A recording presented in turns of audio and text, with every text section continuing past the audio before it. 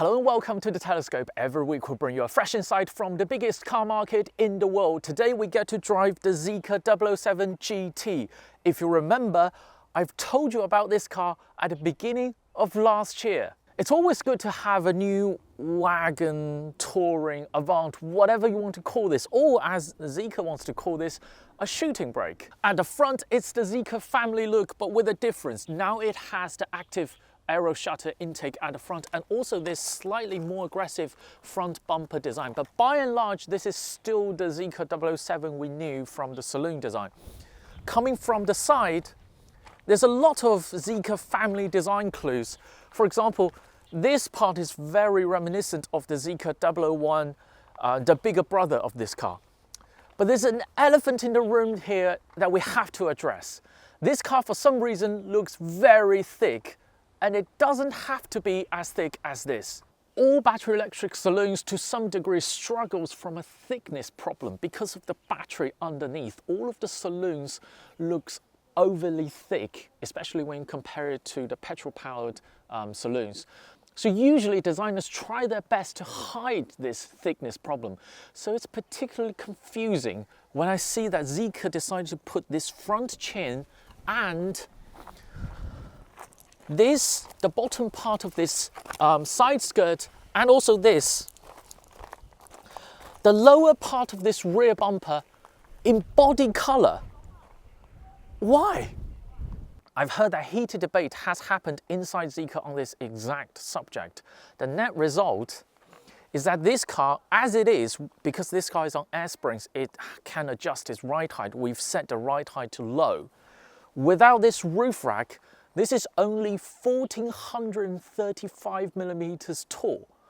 That's very low. That is lower than the Mercedes C-Class wagon, BMW 3 Series Touring, Audi A4 Avant, Volvo V60, and that's the normal version. I'm not talking about a cross-country version, okay? But it looks very thick. Without me telling you, this looks thicker than a Neo ET5 Touring, and that's 1,500 millimeters tall.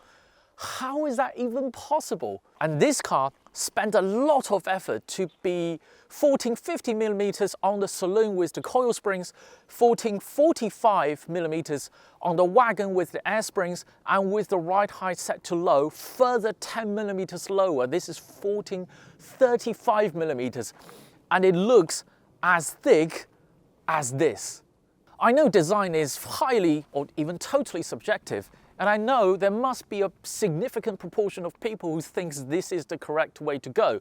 But since this is my review, I'm going to give you my opinion. I think the front chin, the side skirt, and the lower part of the rear bumper should all be painted black. It can significantly reduce the visual height of this car. There could even be two blacks, you know, because with the air spring, it can jack its ground clearance up to 162 millimeters. It's rising as I speak. That's 2 millimeters more than the Tesla Model Y, which in most people's eye is a SUV. So there could be a high gloss black for the normal version and a matte black for the cross-country look.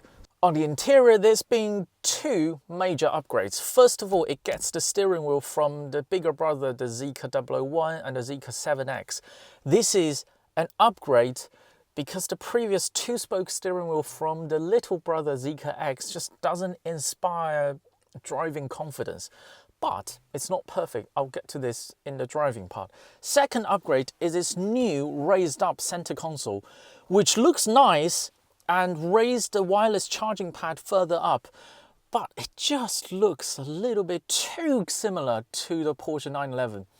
And the third upgrade is tiny, but I value this a lot. This row of physical controls is straight up from the Zeekr 7X.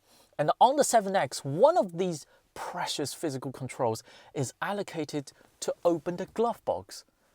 I mean, that's just a crazy design. And now on this, they've come to their senses a little bit. They've given you a user customizable button. You can assign this to any function.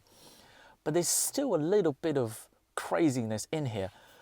By removing this dedicated button to open a glove box, now you can only open the glove box through the central screen or through the voice command. I kid you not.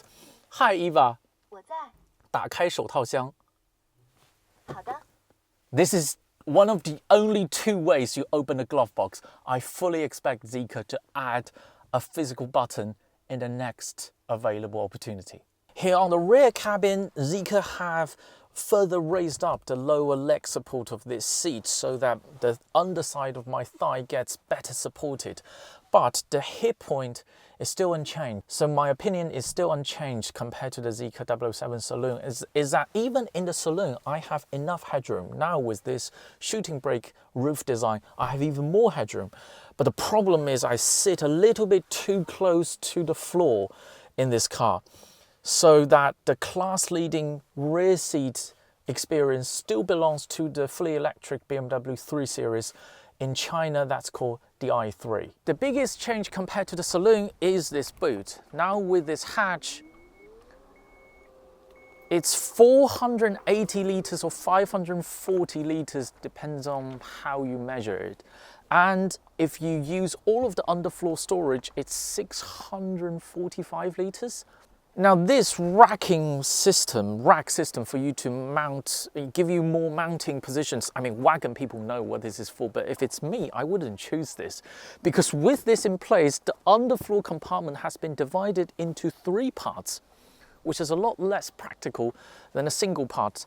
On power solutions, there's a 220 volt socket, there's also a 12 volt socket, there's been lights, but there's one major problem that's particularly important for Europe, is that this wagon is on 40-60 split rear seats. It's not a 4-4 split rear seat.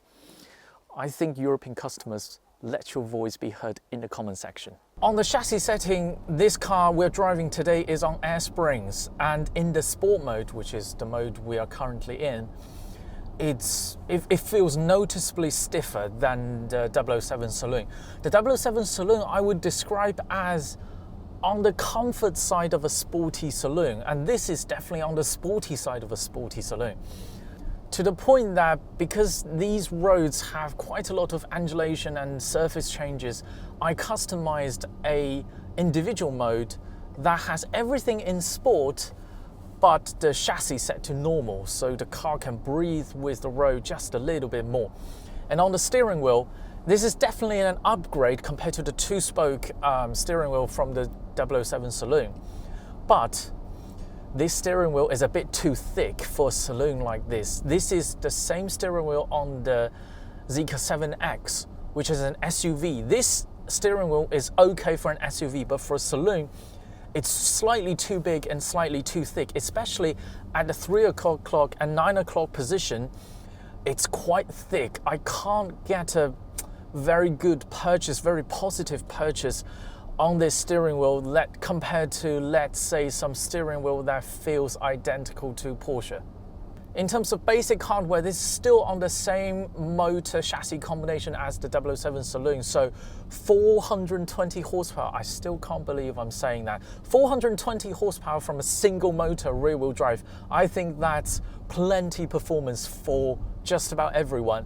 And with the base 75 kilowatt hour LFP battery, you get 650 kilometers of CLTC range. With the 100 kilowatt hour battery, you get over 800 kilometers range. I can't remember the exact figure, but once it's above, like, in my opinion, above 700, then it's irrelevant. Nobody needs that much range. So the 007GT is the 007 Saloon in a much sexier package. It has meaningful upgrades on the interior and also on the practicality. But on design, I think there's a slight shame. There's still room for improvement for the 007GT. But in China, I mean, China in this regard is vastly different to Europe. Chinese people buy this sort of car not because of the added practicality, but because of this design. And purely on design, I mean, let's get this straight. The 007GT has more power, longer range, stronger performance than the Neo ET5 Touring, but just on design, where it matters the most, I think the Neo ET5 Touring remains as the best looking EV wagon touring advanced shooting brake in the Chinese car market, at least. This car will head to Europe and Southeast Asia, where people's preference might differ. I mean, if you think this is the better looking car, I totally get it, but this is my show. I get to say what I want. I still think the ET5 Touring is the better looking car. And that car is heading for a major facelift in the next 1.5 months, I think. So you can see, even in the EV wagon touring advanced space, in this very niche market segment, the competition is still moving on at breakneck speed. And that's fantastic news for us, the consumers. That is all from the Telescope today. If you enjoyed this video, keep watching, keep subscribing. More videos coming along very soon.